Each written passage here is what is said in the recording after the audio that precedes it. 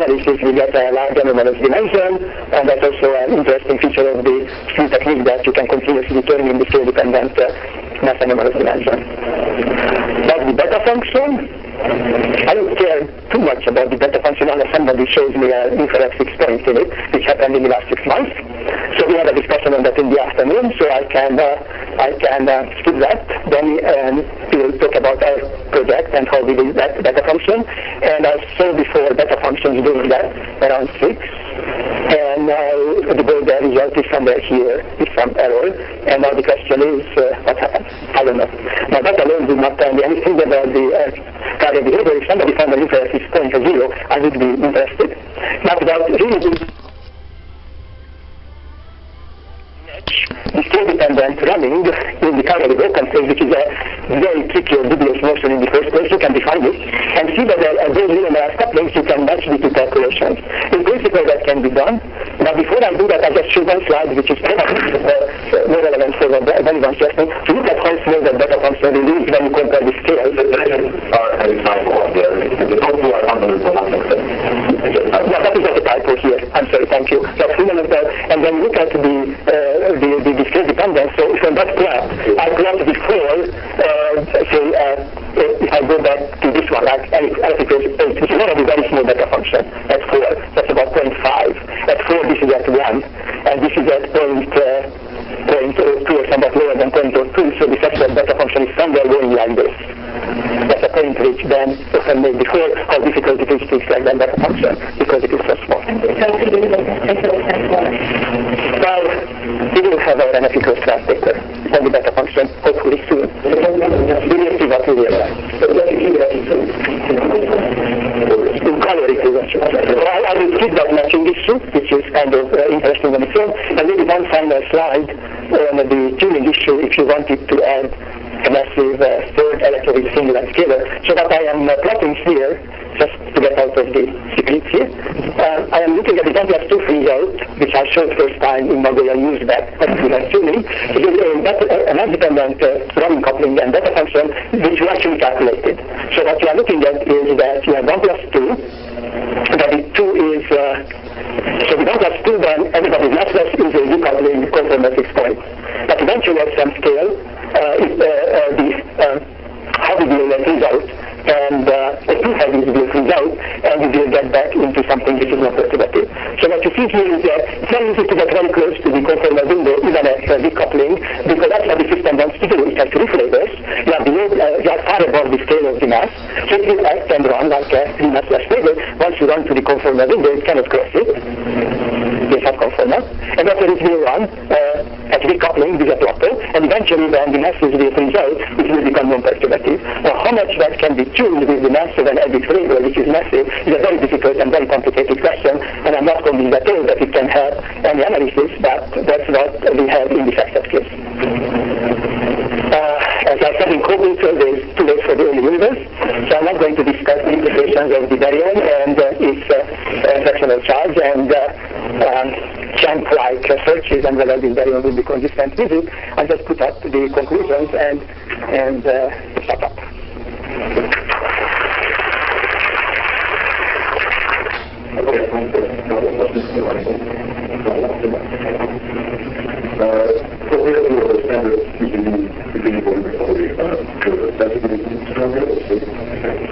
It's very difficult to tell. We are facing for the first decoupling of the scalar, and I just want to do it as entire perturbation theory.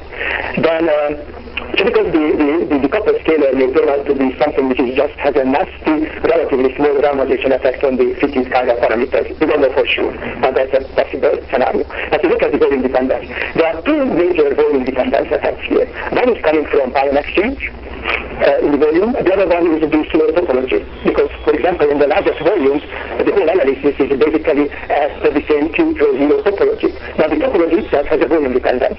That volume dependence is well understood. The data so far seem to be consistent with it, but we don't have a full analysis yet.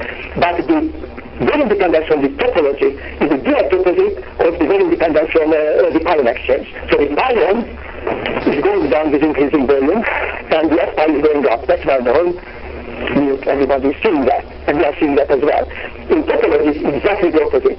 The ion, when you change the topology and you go to higher topology, will go up, and the F-pi will go down. And Hashimoto was visiting in March, so we looked at their data. And they have some very interesting applications there at frozen topology, because they are running the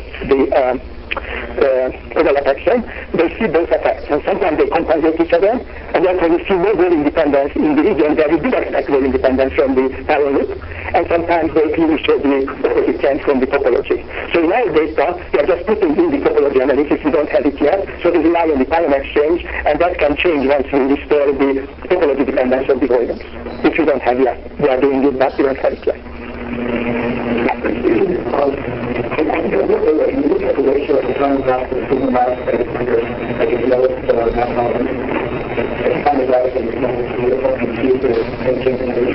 Actually change, but it's very small and it's very hard to see exactly what the trend is.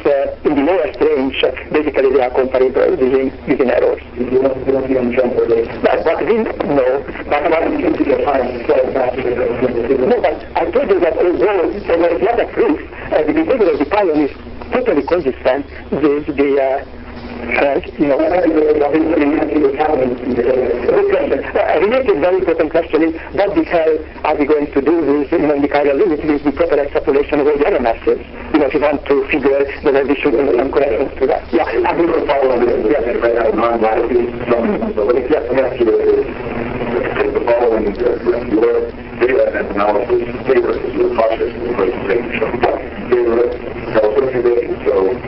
So let's think so far.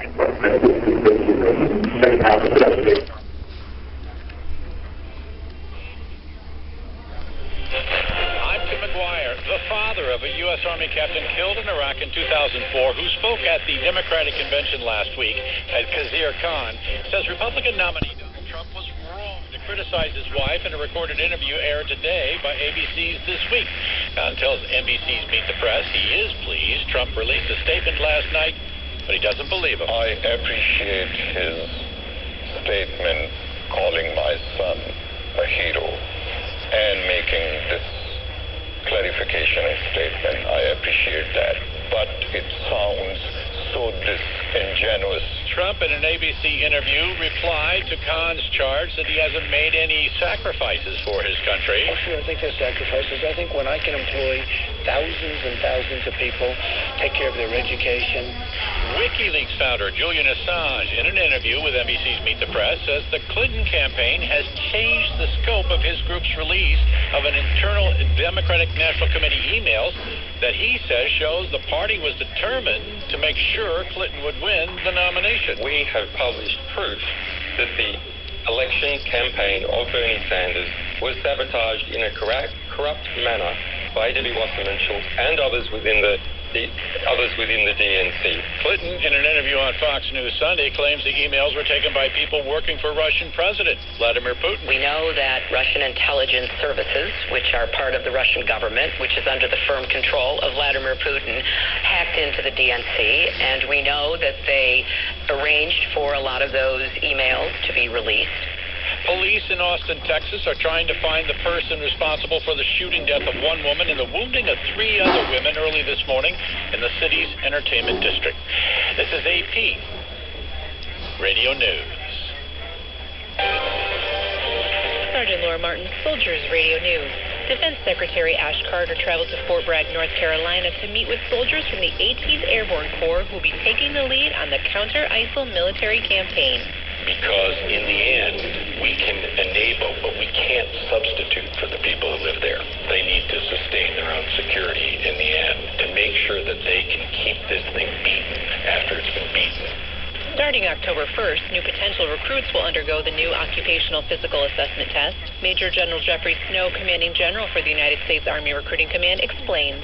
Everybody that ships to training after 1 October will be required to pass the OPAT. Effective 1 October, they're going to have to pass the standards associated with whatever band that specialty falls into. For stories like these and more, like our Soldiers Mag Facebook page, and that's your Soldiers Radio News.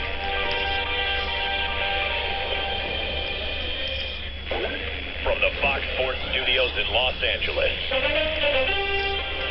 Isaac Lowenkron. This report presented by TrueCar. Find the new car you want, save time, save money, and never overpay. Download the TrueCar app today. The leaders are still working on round 3 of the PGA Championship. Jason Day and Jimmy Walker continue to share the lead at 9 under par overall.